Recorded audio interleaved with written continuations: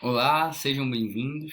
Eu me chamo Enzo Calheiros, sou monitor da disciplina do Laboratório Morfofuncional 5 e dentro deste módulo 15 falaremos um pouco sobre as meninges.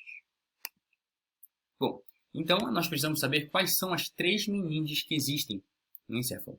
A pia mater, a aracnoide mater e a dura mater. A pia mater se chama assim porque pia vem do latim pius, que significa devota. Então a pia mater ela é a mais devota ao cérebro, então ela fica realmente grudada. Isso facilita o entendimento, essa analogia. E dura seria a camada mais dura, a camada mais externa. Então pia mater mais interna, dura mater mais externa, e aracnoide, ou aracnoide mater, seria a intermediária. Agora falando dos espaços, nós temos o espaço entre a pia e a aracnoide, chamado espaço subaracnoide. O espaço entre a aracnoide e a dura se chama subdural, e entre a dura mater e o periósteo da canal vertebral seria o epidural. Uma informação interessante é que a dura mater no encéfalo ela é firmemente aderida aos ossos do crânio. Então eu não tenho espaço epidural no crânio. Tá bom? Essa informação é bastante relevante. Bom, agora fazendo o roteiro da apresentação, no primeiro momento a gente vai falar que a abóbora craniana não se regenera e quais são os impactos disso. Depois falaremos dos folhetos e em seguida das pregas da dura mater.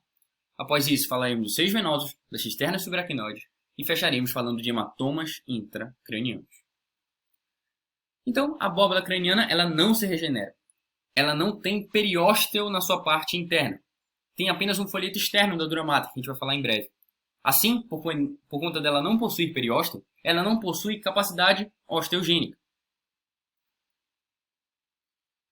A dura mater, no encéfalo, ela é formada por dois folhetos, o externo e o interno. O folheto externo, ele adere intimamente aos ossos do crânio. E o folheto interno, ele é o único que continua com a dura mater espinhal. Então, a dura mater espinhal ela é composta somente pelo folheto interno.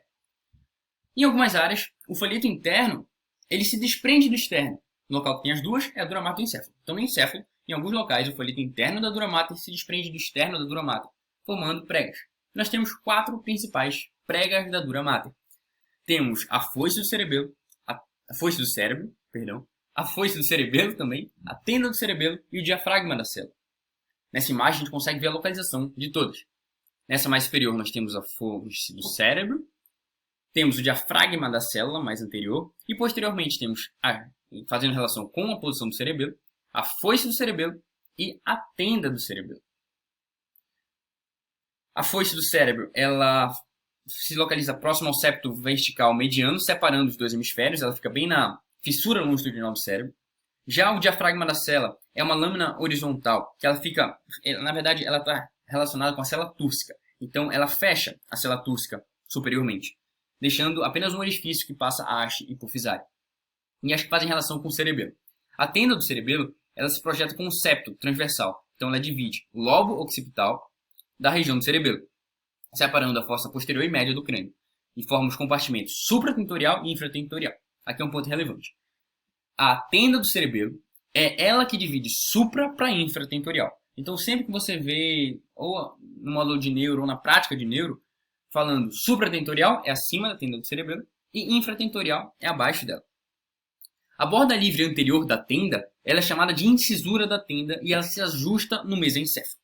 Isso também é uma informação relevante que falaremos mais em breve. Já a foice do cerebelo ela é como se fosse um pequeno septo vertical mediano que fica abaixo da tenda do cerebelo, fica entre os dois hemisférios cerebelares.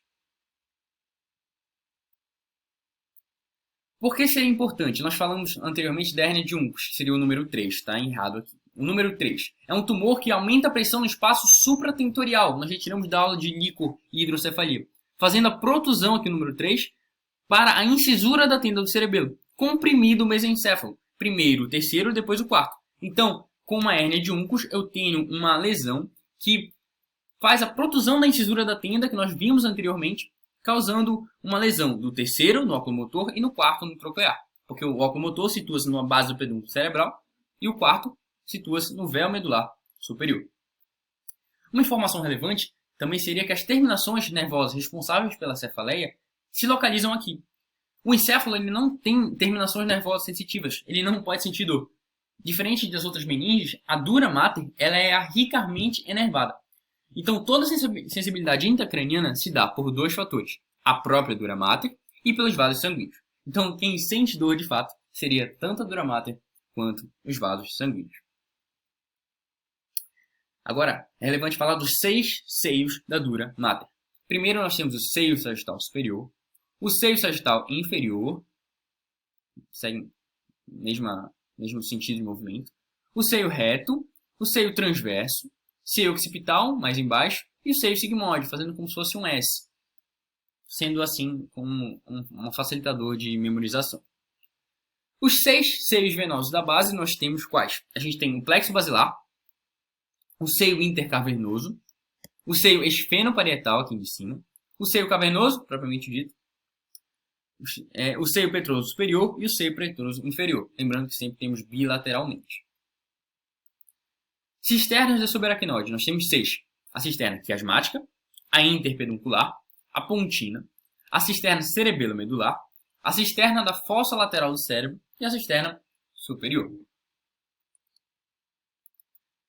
Caso clínico de um aneurisma no sifão carotídeo. Como proceder? Qual é a característica clínica? Qual é a manifestação? Bom, o sifão carotídeo ele se localiza dentro do seio cavernoso, nessa região daqui. E quando tem um aneurisma aqui, afeta-se primariamente o nervo abducente, projetando o globo ocular para frente, exoftalmia. E o globo ocular ele vai pulsar juntamente com a artéria carótida interna, pulsátil. Então aqui eu tenho uma exoftalmia, que o globo é projetado para frente, e ele pulsa justamente com a carótida interna, por conta da lesão do nervo abducente. Então, aneurisma de sifão carotídeo é igual clinicamente a uma exoftalmia pulsátil. Falando então, para finalizar a aula, de hemorragias intracranianas, um tópico muito relevante e muito interessante também. Nós temos 2 principais tipos, o hematoma extradural e o hematoma subdural. Extradural, espaço extradural. Hematoma subdural, espaço subdural. Então, essa já é a primeira diferença, localização. Se perguntarem alguma diferença, essa já pode ser inclusa. Claro que seria mais básica, mas ela também ela é uma diferença.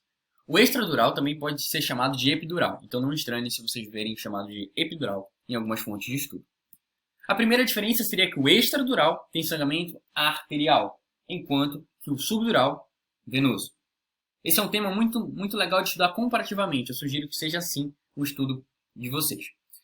O extradural tem como causa mais comum trauma temporal, afetando a artéria meníngea média. Hematoma extradural, artéria meníngea média, sangramento arterial.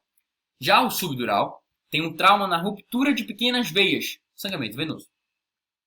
Partindo para a clínica. O hematoma extradural ele tem uma evolução rápida, por isso que ele necessita de uma intervenção rápida também. É mais grave, perfeito? E pode ter o chamado intervalo lúcido, que é um intervalo que o paciente já está com hematoma, mas ele age como se nada tivesse acontecendo. É um intervalo que, de fato, o paciente ainda está lúcido, ainda está consciente. O hematoma subdural ele tem uma evolução mais lenta. Por fim, a grande diferenciação seria na imagem. A imagem extradural tem uma forma biconvexa, enquanto na subdural tem uma forma côncava. Mas não se preocupem que tem um mnemônico, uma relação muito boa para a memorização, que seria essa. O hematoma subdural, esse daqui, o venoso, ele tem imagem em forma de banana, enquanto que o extradural, o arterial, tem imagem biconvexa em forma de limão. Então, subdural, sub, B de banana, e extradural, o inglês de limão fica lemon, então extradural, o E de lemon, então BB. Aqui fica mais fácil, porque é em português, né? Subdural tem forma de banana e extradural forma de limão. Essa é uma memorização muito boa, ajuda até em prova de residência, e é algo simples que é legal sempre aprender, ok? Então, por hoje era isso, falando na aula de meninges. Se vocês tiverem alguma dúvida, vocês sabem como me procurar. Muito obrigado por terem ficado até aqui e até a próxima.